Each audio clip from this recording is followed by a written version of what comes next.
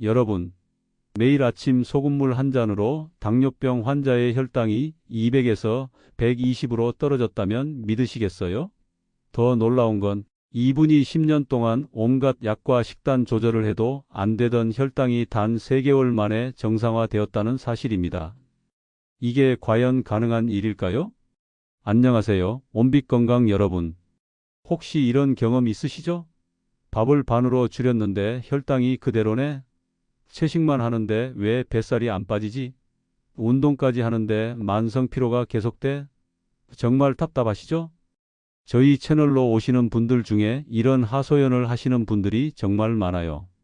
선생님, 저는 정말 열심히 하고 있는데 왜 몸이 변하지 않을까요? 들을 때마다 마음이 아픕니다. 왜냐하면 이분들은 방법이 틀린 게 아니라 근본 원인을 모르고 계시기 때문이거든요. 오늘 이 영상 하나로 여러분 인생이 바뀔 수 있습니다. 왜냐하면 아침 소금물 한 잔이 어떻게 여러분의 딱딱해진 세포를 다시 말랑하게 만들어서 뱃살, 혈당, 붓기, 염증, 변비까지 한 번에 해결할 수 있는지 과학적으로 증명해 드릴 거거든요. 더 중요한 건 집에서 누구나 오늘 당장 실천할 수 있다는 점입니다. 먼저 간단히 소개부터 드리겠습니다. 저는 가정의학과 전문의 김건강입니다. 올해 72세이고요. 30년 넘게 만성질환 환자분들을 진료하면서 느낀 것은 약물 치료만으로는 한계가 있다는 점이었어요. 그래서 자연치유법과 생활습관 개선에 더 관심을 갖게 되었고, 지금은 통합의학 관점에서 환자분들을 돕고 있습니다. 실제로 제 환자 중에 한 분이 계시는데요. 67세 김순실 여성 환자분이셨어요. 10년간 당뇨로 고생하시다가 아침 소금물을 시작하신 지 3개월 만에 혈당이 정상화되었습니다. 지금도 믿기지 않을 정도예요. 이런 놀라운 변화가 어떻게 가능한지 오늘 과학적으로 파헤쳐 보겠습니다. 이 방법은 특별한 약도 비싼 보약도 아닙니다. 여러분 집 부엌에 있는 소금과 물만 있으면 됩니다. 지금 당장 구독 버튼 누르시고 좋아요와 알림 설정까지 해두세요. 놓치면 정말 후회하실 건강 정보입니다. 자, 그럼 본격적으로 시작해 볼까요? 여러분이 아무리 식습관을 바꿔도 혈당이 떨어지지 않는 진짜 이유는 무엇일까요? 많은 분들이 혈당 관리라고 하면 당분 섭취를 줄이거나 탄수화물을 제한하는 것만 생각하시는데요. 사실 이것만으로는 부족할 수 있습니다. 왜냐하면 우리 몸에는 포도당을 세포 안으로 운반하는 중요한 시스템이 있는데 바로 인슐린과 세포막의 상호작용입니다. 인슐린이 제대로 작동하려면 세포막이 건강하고 유연해야 합니다. 하지만 나이가 들면서 또는 만성적인 스트레스와 잘못된 생활 습관으로 인해 세포막이 딱딱해지고 경직되면 어떻게 될까요? 인슐린이 아무리 열심히 문을 두드려도 세포가 포도당을 받아들이지 못하게 됩니다. 그렇다면 도대체 왜 우리의 세포가 딱딱해지는 걸까요? 이것을 이해하려면 먼저 세포막의 구조를 알아야 합니다. 우리 세포막은 주로 인지질이라는 성분으로 이루어져 있습니다. 이 인지질들은 물과 기름을 모두 좋아하는 특별한 성질을 가지고 있어서 세포 안팎의 물질 교환을 조절하는 중요한 역할을 합니다. 건강한 세포막은 마치 잘 기름칠된 문처럼 부드럽고 유연해서 필요한 영양소는 들어오게 하고 노폐물은 내보내는 역할을 완벽하게 수행합니다. 하지만 여러 가지 요인들이 이 세포막을 딱딱하게 만듭니다. 첫 번째는 나이입니다. 시간이 지나면서 자연스럽게 세포막의 유연성이 떨어지게 됩니다. 두 번째는 산화 스트레스입니다. 우리 몸에 활성산소가 많아지면 세포막을 구성하는 지질들이 산화되면서 딱딱해집니다. 세 번째는 만성적인 염증입니다. 몸속에 염증이 지속되면 세포막의 구조가 변화하면서 경직됩니다. 특히 현대인들은 가공식품을 많이 섭취하고 스트레스를 많이 받고 수면이 부족한 경우가 많아서 이런 세포막의 경직이 더욱 가속화됩니다. 트랜스지방이나 과도한 오메가-6 지방산 섭취도 세포막을 딱딱하게 만드는 주요 원인 중 하나입니다. 이렇게 세포가 딱딱해지면 우리 몸에는 어떤 문제들이 생길까요? 생각보다 훨씬 심각하고 광범위한 문제들이 발생합니다. 첫 번째로 가장 직접적인 문제는 영양소 흡수 장애입니다.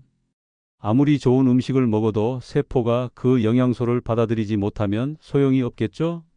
특히 포도당의 경우 세포막이 딱딱해지면 인슐린 저항성이 생기게 됩니다. 인슐린이 세포에 포도당을 받아라라고 신호를 보내도 세포가 제대로 반응하지 못하는 상황이 되는 거죠. 두 번째는 노폐물 배출 장애입니다. 세포 안에서 만들어진 노폐물들이 제대로 밖으로 나가지 못하면서 세포 안에 독소가 쌓이게 됩니다. 이것이 만성 피로의 주요 원인 중 하나입니다. 세 번째는 세포 간 소통 장애입니다. 우리 몸의 세포들은 서로 화학적 신호를 주고받으면서 협력하는데 세포막이 딱딱해지면 이런 소통이 원활하지 않게 됩니다. 결과적으로 호르몬 불균형, 면역 체계 이상, 신진대사 저하 등 다양한 문제가 연쇄적으로 발생하게 됩니다. 네 번째는 혈액순환 장애입니다. 혈관을 구성하는 세포들도 딱딱해지면서 혈관의 탄력성이 떨어지고 이는 고혈압과 심혈관 질환의 위험을 높입니다. 이런 문제들이 복합적으로 작용하면서 우리가 흔히 겪는 다양한 증상들이 나타나게 됩니다. 뱃살이 빠지지 않는 것도, 혈당이 조절되지 않는 것도, 만성 피로도, 얼굴 붓기도 모두 이런 세포의 경직과 관련이 있을 수 있습니다. 자, 그럼 이제 본격적으로 소금물이 어떻게 우리 몸을 변화시키는지 하나씩 살펴보겠습니다. 첫 번째는 많은 분들이 가장 관심 있어 하시는 뱃살 감소와 만성 피로 해소입니다. 여러분, 혹시 아침에 일어났는데도 피곤하고 오후만 되면 극심한 피로감에 시달리시나요? 그리고 아무리 운동해도 식단 조절을 해도 뱃살만은 절대 빠지지 않으신가요? 이런 증상들이 바로 세포 기능 저하의 대표적인 신호입니다. 우선 뱃살이 왜 빠지지 않는지부터 설명해 드릴게요. 우리 몸의 지방 분해 과정은 생각보다 복잡합니다. 지방 세포에 저장된 지방이 분해되려면 호르몬 신호가 세포막을 통과해서 세포 안으로 들어가야 합니다. 특히 아드레날린이나 글루카곤 같은 지방 분해 호르몬들이 지방 세포의 수용체와 결합해야 하는데 세포막이 딱딱하면 이런 호르몬들이 제대로 작용하지 못합니다. 더 심각한 문제는 미토콘드리아입니다. 미토콘드리아는 우리 세포의 발전소라고 불리는데 바로 여기서 지방을 태워서 에너지를 만듭니다. 그런데 세포막이 딱딱해지면 미토콘드리아로 지방산이 제대로 들어가지 못해요. 결국 지방은 분해되지 않고 계속 축적되는 거죠. 소금물은 어떻게 이 문제를 해결할까요? 소금의 나트륨과 염소 이온이 세포막의 정기적 균형을 맞춰줍니다. 우리 세포막은 나트륨 마이너스 칼륨 펌프라는 시스템으로 작동하는데 이것이 제대로 작동하려면 적절한 나트륨 농도가 필요합니다. 아침에 마시는 소금물이 이 펌프를 활성화시켜서 세포막을 유연하게 만들어줍니다. 실제로 연구에 따르면 적절한 나트륨 섭취는 세포막의 유동성을 증가시키고 이는 호르몬 수용체의 민감도를 높입니다. 지방 분해 호르몬들이 더 효과적으로 작용할 수 있게 되는 거죠. 만성 피로 해소 효과도 비슷한 원리입니다. 피로의 주요 원인 중 하나는 세포 내 에너지 생산 저하입니다. 미토콘드리아에서 ATP라는 에너지 화폐를 만드는 과정이 원활하지 않으면 우리는 피로를 느끼게 됩니다. 소금물을 마시면 세포 내외의 전해질 균형이 맞춰지면서 미토콘드리아의 기능이 개선됩니다. 특히 나트륨 마이너스 칼륨 펌프가 활성화되면서 세포막을 통한 물질 교환이 원활해지고 이는 곧 에너지 생산 증가로 이어집니다. 또한 소금물은 혈액량을 적절히 증가시켜서 혈액순환을 개선합니다. 탈수 상태에서는 혈액이 끈끈해지면서 순환이 저하되는데 소금물이 이를 개선해서 세포로의 산소와 영양소 공급을 증가시킵니다. 이제 여러분이 가장 궁금해하실 혈당 안정 효과에 대해 말씀드리겠습니다. 정말 소금물 한 잔이 혈당을 안정시킬 수 있을까요? 먼저 혈당 조절 메커니즘을 이해해 보겠습니다. 우리가 음식을 먹으면 혈액 속 포도당 농도가 올라갑니다. 이때 췌장에서 인슐린이 분비되어 포도당을 세포로 보내는 역할을 합니다. 그런데 인슐린이 제대로 작용하려면 세포막에 있는 인슐린 수용체가 정상적으로 작동해야 합니다. 세포막이 딱딱해지면 인슐린 수용체의 기능이 떨어집니다. 마치 녹슨 자물쇠에 열쇠를 꽂아도 잘 돌아가지 않는 것과 같습니다. 이것이 바로 인슐린 저항성의 시작입니다. 소금물이 혈당에 미치는 긍정적 효과는 여러 연구로 입증되었습니다. 2019년 당뇨병 저널에 발표된 연구에 따르면 적절한 나트륨 섭취는 인슐린 민감도를 개선시키는 것으로 나타났습니다. 나트륨이 세포막의 정기적 특성을 개선시켜서 인슐린 수용체가 더 민감하게 반응할 수 있게 만드는 거죠. 또한 소금물은 췌장의 베타 세포 기능도 개선시킵니다. 베타 세포는 인슐린을 분비하는 세포인데 만성적인 고혈당 상태에서는 이 세포들이 지쳐서 인슐린 분비량이 감소합니다. 적절한 전해질 균형은 이런 베타 세포의 기능을 회복시키는 데 도움이 됩니다. 특히 아침 공복에 마시는 소금물은 하루 종일 혈당 안정에 도움이 됩니다. 아침에 세포막의 기능을 최적화시켜 놓으면 첫 번째 식사부터 인슐린이 효과적으로 작용할 수 있거든요. 하지만 여기서 중요한 점이 있습니다. 소금의 종류와 농도가 매우 중요합니다. 정제염보다는 천일염이나 핑크솔트처럼 미네랄이 풍부한 소금을 사용해야 하고 농도도 적절해야 합니다. 너무 진하면 오히려 탈수를 일으킬 수 있고 너무 연하면 효과가 미미합니다. 세 번째로 말씀드릴 효과는 피부 개선과 얼굴 붓기 제거입니다. 많은 분들이 아침에 일어나면 얼굴이 퉁퉁 붓고 피부가 거칠어지는 경험을 하시는데요. 이것도 세포 기능과 밀접한 관련이 있습니다. 우선 얼굴 붓기부터 설명해 드릴게요. 붓기는 간단히 말해서 세포 밖 공간에 물이 비정상적으로 많이 쌓이는 현상입니다. 정상적인 상황에서는 세포막을 통해 물의 출입이 균형을 이루는데 세포막이 딱딱해지면 이 균형이 깨집니다. 특히 나트륨 마이너스 칼륨 펌프의 기능이 저하되면 세포 안팎의 삼투압 조절이 제대로 되지 않습니다. 결과적으로 조직에 물이 고이면서 붓기가 발생하는 거죠. 아침에 얼굴이 붓는 이유도 밤사이 수평 자세로 누워 있으면서 중력의 도움 없이 림프 순환이 저하되기 때문입니다. 소금물은 어떻게 이 문제를 해결할까요? 적절한 나트륨 공급은 나트륨 마이너스 칼륨 펌프를 활성화시켜서 세포 내외의 수분 균형을 정상화합니다. 또한 혈액의 삼투압을 적절히 유지해서 조직에 고인 물을 혈관으로 끌어들이는 역할을 합니다. 실제로 많은 분들이 아침 소금물을 마신 후 2-3시간 내에 얼굴 붓기가 현저히 감소하는 것을 경험합니다. 이는 림프 순환이 개선되고 세포막 기능이 정상화되면서 나타나는 자연스러운 반응입니다. 피부 개선 효과도 주목할 만합니다. 우리 피부 세포들도 다른 세포들과 마찬가지로 세포막을 통해 영양소를 공급받고 노폐물을 배출합니다. 세포막이 딱딱해지면 이런 과정이 원활하지 않아서 피부가 거칠어지고 색소 침착이 생기기 쉽습니다. 소금물은 피부 세포의 재생 주기도 개선시킵니다.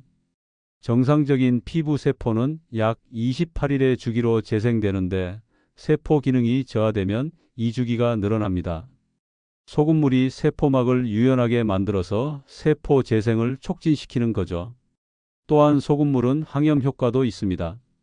만성적인 피부 염증은 피부 노화의 주요 원인 중 하나인데 적절한 전해질 균형은 이런 염증 반응을 조절하는 데 도움이 됩니다. 네 번째로 말씀드릴 효과는 만성 염증 감소와 면역력 강화입니다. 현대인들이 겪는 대부분의 건강 문제의 뿌리에는 만성 염증이 자리 잡고 있다고 해도 과언이 아닙니다.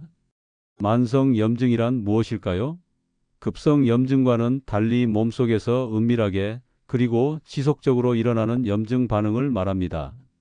이런 만성 염증은 관절염, 심혈관 질환, 당뇨병, 심지어 암까지도 유발할 수 있는 위험한 상태입니다. 만성 염증의 주요 원인 중 하나가 바로 세포막의 기능 저하입니다. 세포막이 딱딱해지면 세포가 스트레스를 받게 되고 이때 염증성 사이토카인이라는 물질들이 분비됩니다. 이런 염증성 물질들이 계속 방출되면서 몸 전체에 만성적인 염증 상태가 지속되는 거죠. 소금물이 어떻게 이 문제를 해결하는지 설명해 드리겠습니다. 먼저 세포막을 안정화시키는 효과가 있습니다. 적절한 나트륨 농도는 세포막의 인지질 구조를 안정시켜서 세포가 외부 스트레스에 더 잘 견딜 수 있게 만듭니다. 2020년 면역학 저널에 발표된 연구에 따르면 적절한 염분 섭취는 대식세포라는 면역세포의 기능을 개선시키는 것으로 나타났습니다. 대식세포는 우리 몸의 청소부 역할을 하는 세포인데 염증을 일으키는 물질들을 제거하고 손상된 조직을 복구하는 역할을 합니다. 또한 소금물은 스트레스 호르몬인 코르티솔의 분비를 조절하는 데도 도움이 됩니다. 만성적인 스트레스는 코르티솔을 과도하게 분비시켜서 면역 체계를 약화시키는데 적절한 전해질 균형은 이런 스트레스 반응을 완화시킵니다. 특히 아침에 마시는 소금물은 하루 종일 염증 반응을 조절하는 데 효과적입니다. 아침은 코르티솔 분비가 가장 높은 시간대인데 이때 소금물을 마시면 스트레스 반응을 적절히 조절할 수 있습니다. 면역력 강화 효과도 주목할 만합니다. 우리 면역 세포들은 다른 세포들보다도 더 많은 에너지를 필요로 합니다. 세포막이 딱딱해져서 에너지 생산이 저하되면 면역 기능도 함께 떨어지게 됩니다. 소금물은 면역 세포의 미토콘드리아 기능을 개선시켜서 에너지 생산을 증가시킵니다. 또한 면역 세포들 사이의 소통도 원활하게 만들어서 감염이나 외부 침입자에 대한 대응 능력을 향상시킵니다. 림프계 순환 개선 효과도 빼놓을 수 없습니다.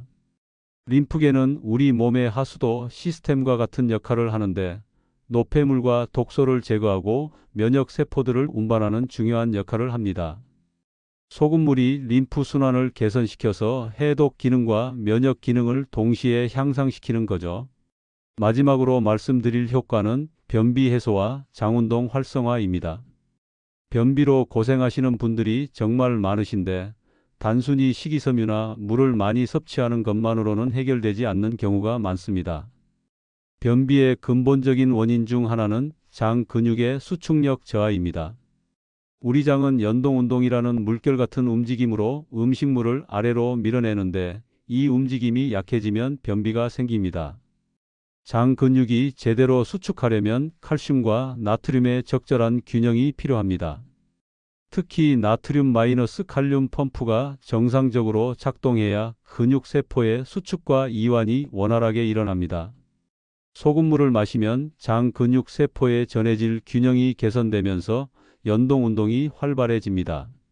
실제로 많은 분들이 아침 소금물을 마신 후 30분에서 1시간 내에 자연스러운 배변 욕구를 느끼게 됩니다. 또한 소금물은 장내 수분 균형도 개선시킵니다. 변이 딱딱해지는 주요 원인 중 하나가 대장에서의 과도한 수분 흡수인데 적절한 나트륨 농도는 이런 수분 흡수를 조절해서 변을 부드럽게 만듭니다. 장내 미생물 환경에도 긍정적인 영향을 미칩니다. 우리 장에는 수조 개의 미생물이 살고 있는데 이들의 균형이 깨지면 소화 기능이 저하됩니다. 적절한 전해질 환경은 유익균의 증식을 도와서 장 건강을 개선시킵니다. 특히 아침 공복에 마시는 소금물은 위마이너스 대장 반사를 자극합니다. 이는 위에 음식물이 들어올 때 대장이 반사적으로 움직이는 현상인데 소금물이 이런 자연스러운 반사를 활성화시켜서 배변 활동을 촉진합니다. 하지만 여기서 중요한 점은 소금의 종류와 농도입니다. 너무 진한 소금물은 오히려 탈수를 일으켜서 변비를 악화시킬 수 있습니다. 적절한 농도의 천연 소금을 사용해야 효과를 볼 수 있습니다. 자, 이제 가장 중요한 부분입니다. 소금물의 효과를 제대로 보려면 어떤 소금을 선택해야 할까요? 모든 소금이 같은 건 아닙니다. 소금의 종류에 따라 효과가 크게 달라질 수 있어요. 첫 번째로 피해야 할 소금은 정제염입니다. 시중에서 쉽게 구할 수 있는 하얀 소금이 바로 정제염인데 이는 99% 이상이 염화나트륨으로만 이루어져 있습니다. 자연 상태의 소금에 있던 다른 미네랄들이 모두 제거된 상태죠. 정제염의 문제점은 나트륨만 과도하게 공급하면서 다른 필수 미네랄들은 전혀 제공하지 않는다는 겁니다. 이런 불균형한 미네랄 공급은 오히려 세포 기능을 저하시킬 수 있습니다. 그렇다면 어떤 소금을 선택해야 할까요? 첫 번째 추천은 천일염입니다. 천일염은 바닷물을 자연 증발시켜 만든 소금으로 나트륨 외에도 마그네슘, 칼슘, 칼륨 등 다양한 미네랄을 함유하고 있습니다. 특히 마그네슘은 세포막의 유연성을 유지하는 데 필수적인 미네랄입니다. 마그네슘이 부족하면 세포막이 딱딱해지기 쉽고 근육 경련이나 스트레스에도 취약해집니다. 천일염에 포함된 마그네슘이 이런 문제들을 예방하는 데 도움이 됩니다. 두 번째 추천은 핑크솔트, 즉 히말라야 소금입니다.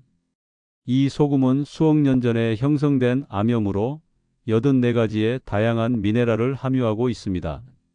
특히 철분 함량이 높아서 특유의 분홍빛을 띠는데 이 철분은 혈액 생성과 산소 운반에 도움이 됩니다. 세 번째로 고려할 수 있는 것은 죽염입니다. 죽염은 천일염을 대나무통에 넣고 고온에서 구워 만든 소금으로 알칼리성을 띠는 특징이 있습니다. 현대인들의 몸은 가공식품과 스트레스로 인해 산성화되기 쉬운데 죽염의 알칼리성이 이를 중화시키는 데 도움이 될 수 있습니다. 하지만 죽염은 가격이 비싸고 모든 사람에게 필요한 것은 아닙니다. 일반적으로는 천일염이나 핑크솔트 정도로도 충분한 효과를 볼 수 있습니다. 소금을 선택할 때 주의해야 할 점들도 있습니다. 첫째, 너무 하얗고 곱게 가루낸 소금은 피하세요.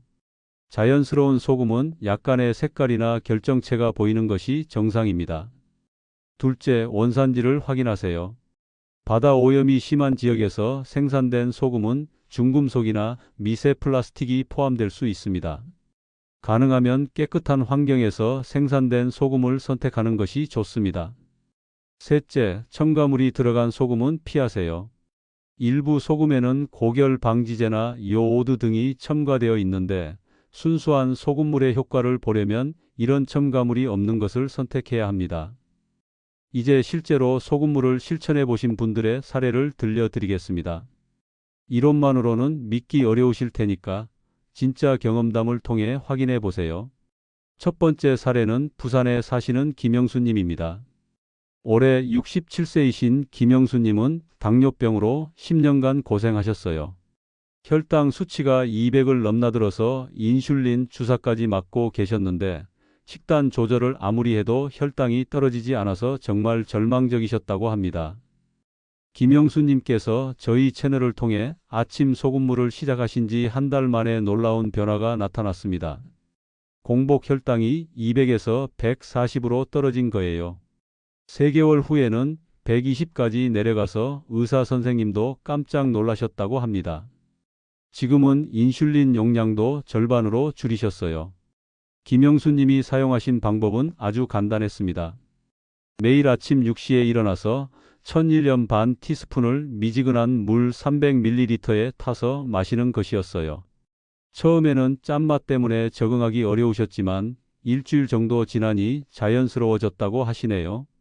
특히 인상적인 건 혈당뿐만 아니라 다른 증상들도 함께 개선되었다는 점입니다.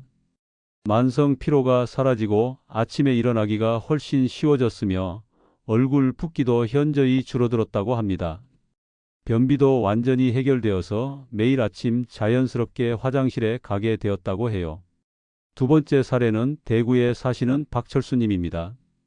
72세이신 박철수님은 뱃살 때문에 고민이 많으셨어요. 젊었을 때는 말랐던 체형이었는데 60대 들어서부터 배만 볼록 나오기 시작했고 어떤 운동을 해도 뱃살이 빠지지 않았답니다. 박철수님의 경우 더 심각했던 건 만성 피로였습니다. 오전에는 그럭저럭 버틸만 했지만 오후만 되면 극심한 피로감에 시달리셔서 낮잠을 자지 않으면 견딜 수 없을 정도였다고 해요. 병원에서 검사를 받아봐도 특별한 이상은 없다고 하니 더욱 답답하셨던 거죠. 박철수님이 아침 소금물을 시작하신 건 우연한 계기였습니다.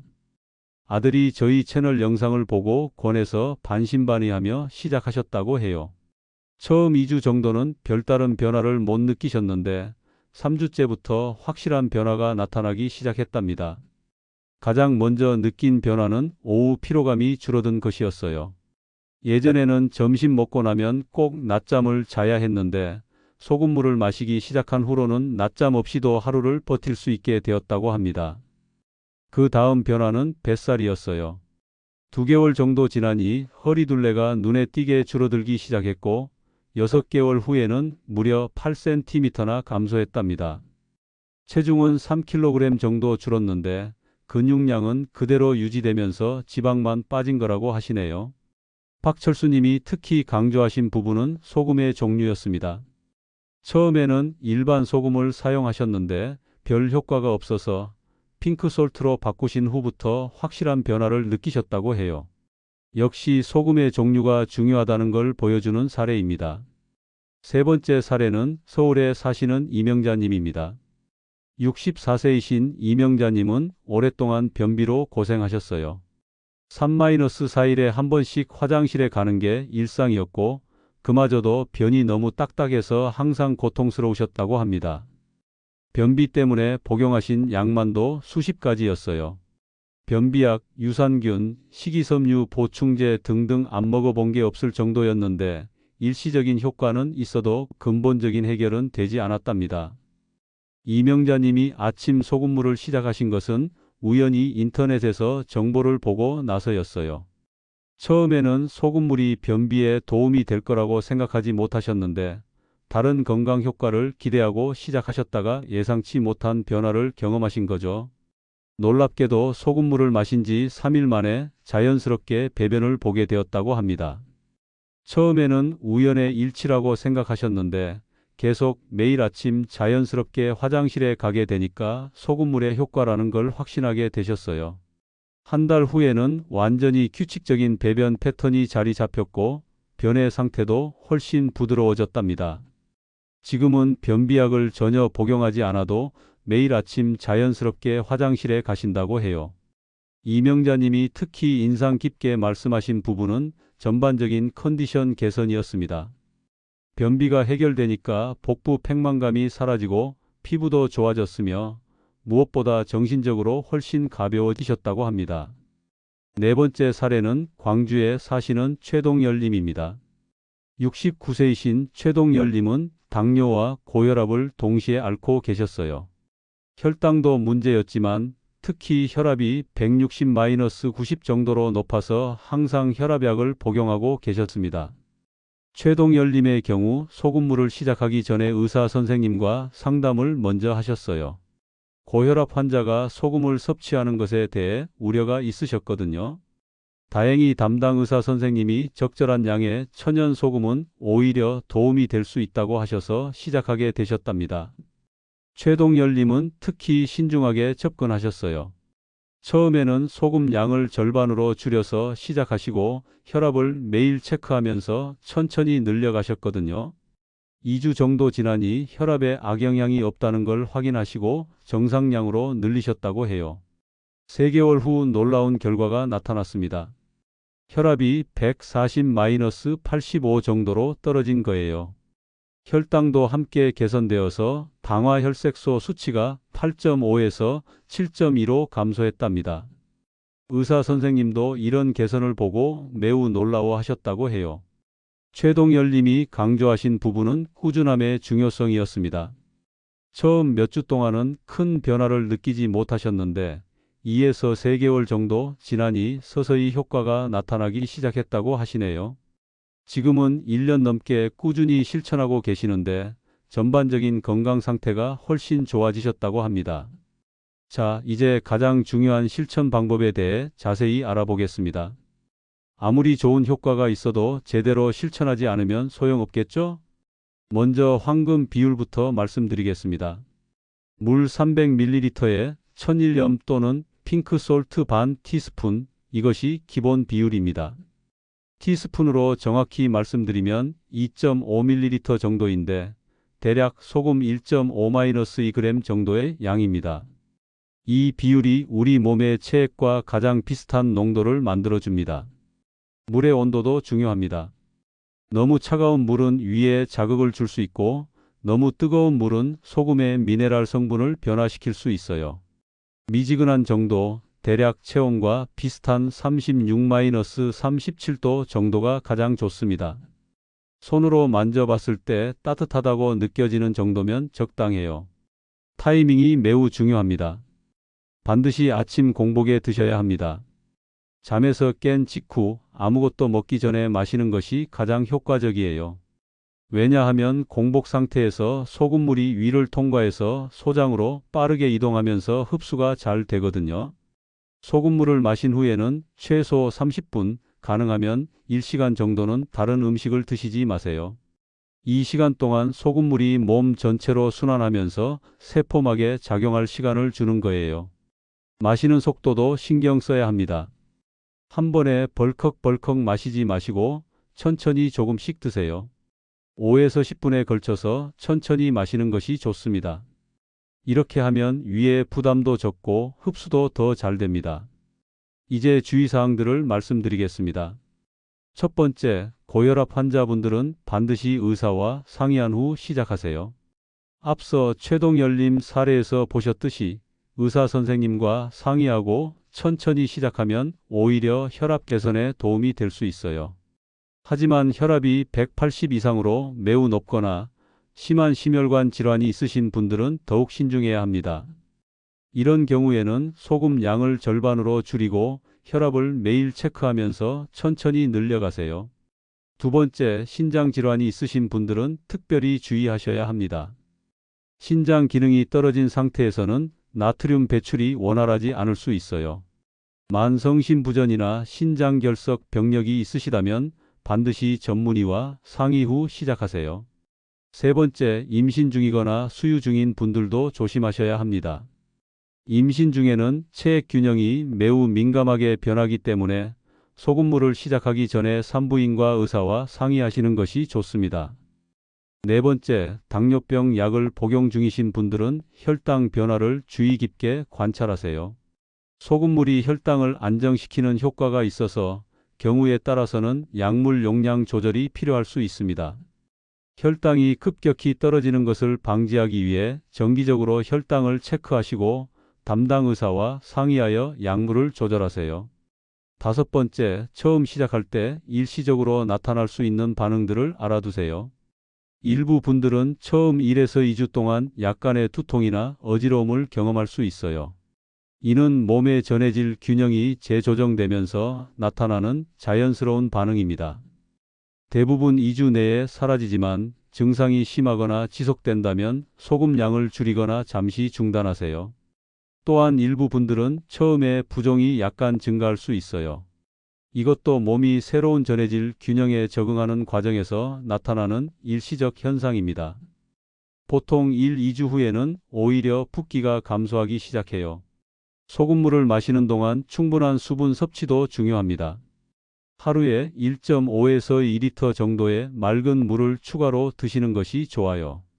이렇게 하면 나트륨 농도가 적절히 조절되고 노폐물 배출도 원활해집니다. 운동과의 조합도 고려해 보세요. 소금물을 마신 후 30분에서 1시간 정도 지나면 가벼운 산책이나 스트레칭을 하시는 것이 좋습니다.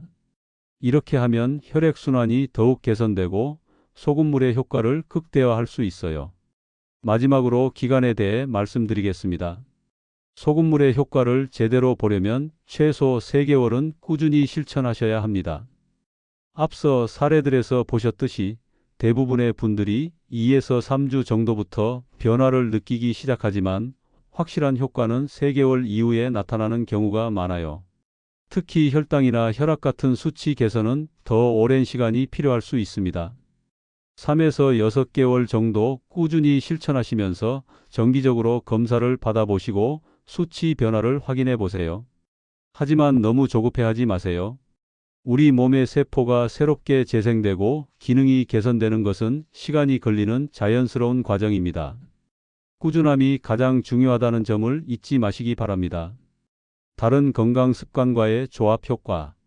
소금물의 효과를 극대화하려면 다른 건강 습관들과 함께 실천하시는 것이 좋습니다. 첫 번째는 충분한 수면입니다. 우리 세포가 재생되고 복구되는 시간이 바로 수면 시간이거든요. 하루 7에서 8시간의 충분한 수면을 취하시면 소금물의 세포 개선 효과가 더욱 증대됩니다. 두 번째는 적절한 운동입니다. 특히 유산소 운동은 혈액순환을 개선시켜서 소금물이 몸 전체로 고르게 순환할 수 있게 도와줍니다. 매일 30분씩 걷기만 해도 충분한 효과를 볼 수 있어요. 세 번째는 금연과 금주입니다. 담배와 술은 세포막을 손상시키는 주요 원인이므로 이를 줄이거나 끊으시면 소금물의 효과가 훨씬 빨리 나타납니다. 네 번째는 스트레스 관리입니다. 만성적인 스트레스는 코르티솔을 과도하게 분비시켜서 세포 기능을 저하시킵니다. 명상이나 요가, 취미 활동 등을 통해 스트레스를 관리하시면 소금물의 효과가 더욱 좋아집니다. 실제로 소금물을 실천하시는 분들이 가장 많이 하시는 질문들에 대해 답변 드리겠습니다. 첫 번째 질문, 소금물을 마시면 혈압이 올라가지 않을까요? 이 질문을 정말 많이 받습니다. 일반적으로 우리가 알고 있는 상식으로는 소금 섭취가 혈압을 높인다고 알려져 있잖아요. 하지만 여기서 중요한 건 소금의 종류와 섭취 방법입니다. 가공식품에 들어있는 정제된 나트륨과 천연 소금의 미네랄은 완전히 다릅니다. 천연 소금에는 나트륨뿐만 아니라 마그네슘, 칼륨 등 혈압을 안정시키는 미네랄들이 함께 들어있어요. 2018년 미국 심장학회지에 발표된 연구를 보면 적절한 양의 천연 소금 섭취는 오히려 혈압을 안정시키는 효과가 있다고 나와 있습니다. 특히 마그네슘이 풍부한 소금은 혈관을 이완시켜서 혈압을 낮추는 데 도움이 된다고 합니다. 물론 이미 고혈압이 심하신 분들은 의사와 상의 후에 시작하시는 것이 안전합니다. 앞서 최동열님 사례에서 보셨듯이 적절한 관리 하에서는 오히려 혈압 개선 효과를 볼 수 있어요. 두 번째 질문, 하루에 몇 번 마셔야 하나요? 기본적으로는 하루 한 번, 아침 공복에만 마시시면 됩니다.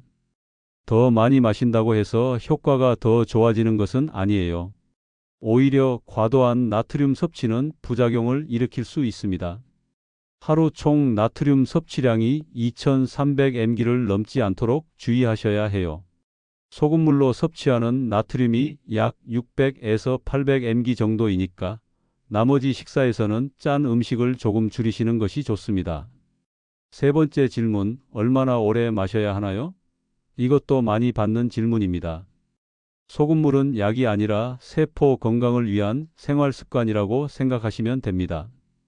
단기간에 극적인 효과를 기대하기보다는 꾸준히 장기간 실천하시는 것이 중요해요.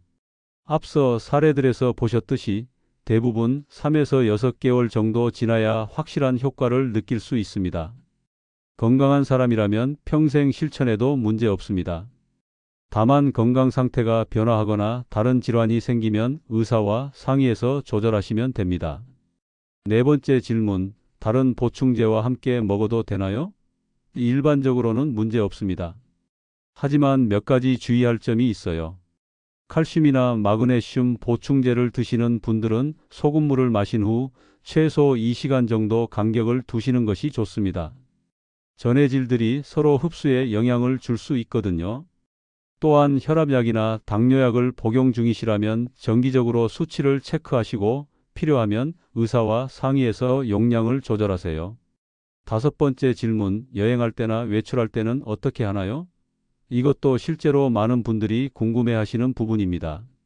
여행용 작은 용기에 소금을 미리 나눠 담아두시면 편리합니다. 호텔이나 숙소에서 물을 구해서 타드시면 되거든요. 다만 수돗물 상태가 좋지 않은 지역에서는 생수를 사용하시는 것이 안전합니다.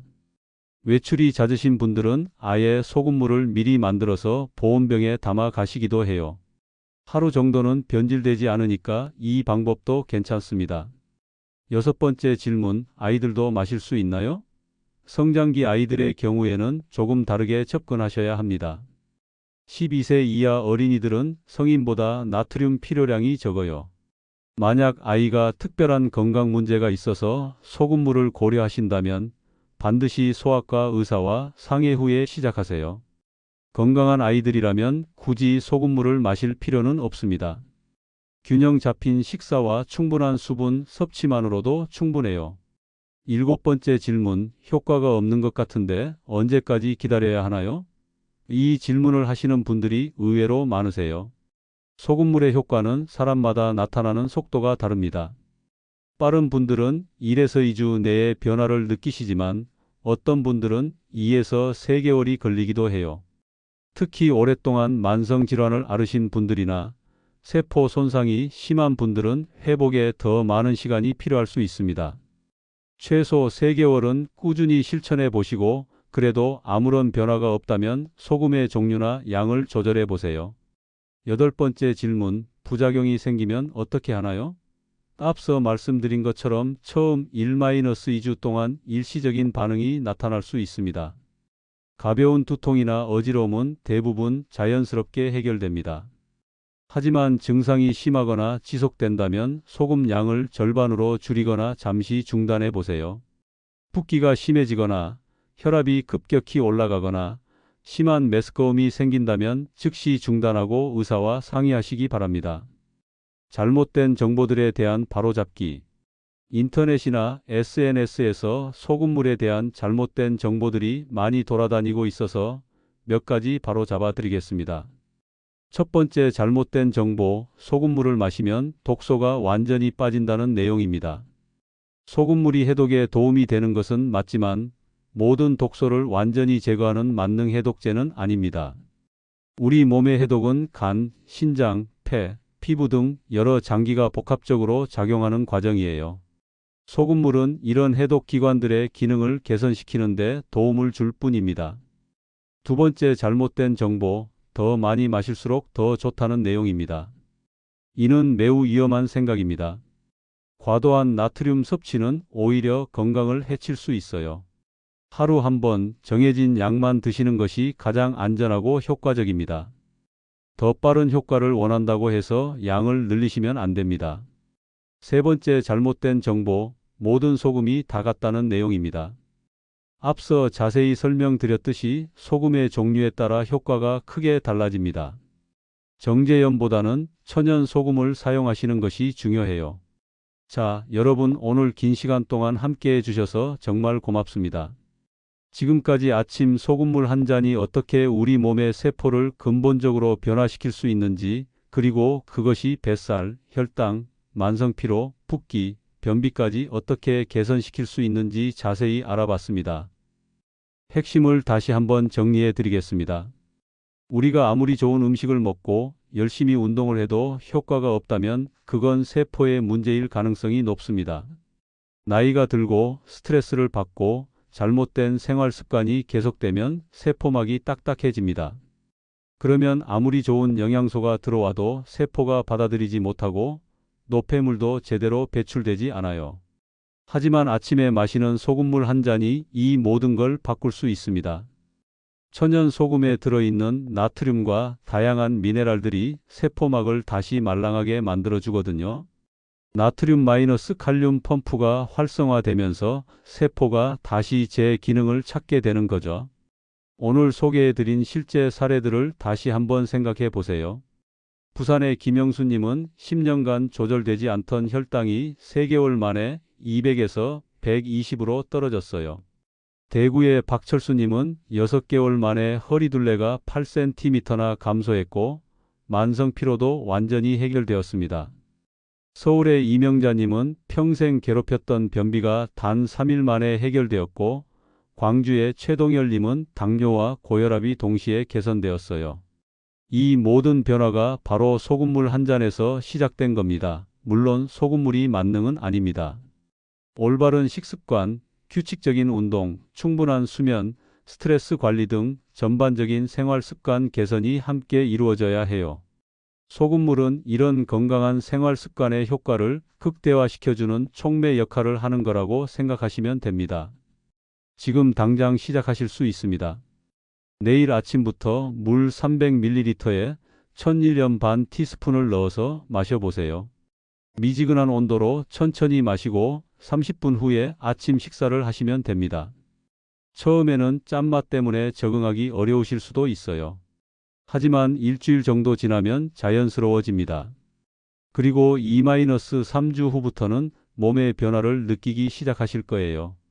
가장 중요한 것은 꾸준함입니다. 하루 이틀 하고 마는 게 아니라 최소 3개월은 꾸준히 실천해 보세요. 그러면 분명히 놀라운 변화를 경험하실 수 있을 겁니다. 하지만 안전이 가장 우선입니다. 고혈압이나 신장질환, 당뇨병 등 기존 질환이 있으시다면 반드시 담당 의사와 상의한 후에 시작하세요. 그리고 소금물을 마시는 동안에도 정기적으로 건강 체크를 받으시기 바랍니다. 여러분, 건강한 삶은 거창한 것에서 시작되는 게 아닙니다. 매일 아침 마시는 소금물 한 잔 같은 작은 습관에서 시작되는 거예요. 오늘부터 시작해서 새로운 건강한 삶의 첫 걸음을 내디뎌 보세요. 마지막으로 당부 말씀드리고 싶은 것은 여러분의 소중한 경험을 댓글로 공유해 주시기 바랍니다. 소금물을 실천해 보시고 어떤 변화가 있었는지, 어떤 점이 좋았는지, 또는 궁금한 점이 있으시면 언제든지 댓글로 남겨주세요. 여러분의 경험이 다른 분들에게도 큰 도움이 될 수 있거든요. 그리고 오늘 영상이 도움이 되셨다면 구독과 좋아요, 알림 설정 꼭 부탁드립니다. 온빛건강 채널에서는 앞으로도 여러분의 건강한 삶을 위한 실용적이고 검증된 정보들을 계속 전해드릴 예정입니다. 다음 영상에서는 소금물과 함께 실천하면 더욱 효과적인 아침 루틴들에 대해 자세히 알아보겠습니다. 세포 건강을 더욱 향상시킬 수 있는 간단하지만 강력한 방법들을 소개해 드릴 테니까 놓치지 마시고 구독해 주세요. 추가 팁과 격려 메시지. 소금물을 시작하시는 분들을 위해 몇 가지 추가 팁을 드리겠습니다. 첫 번째, 달력에 체크하는 습관을 만들어 보세요. 매일 소금물을 마신 날에는 달력에 동그라미를 그어 보세요. 이렇게 시각적으로 확인하면 꾸준히 실천하는 데 큰 도움이 됩니다.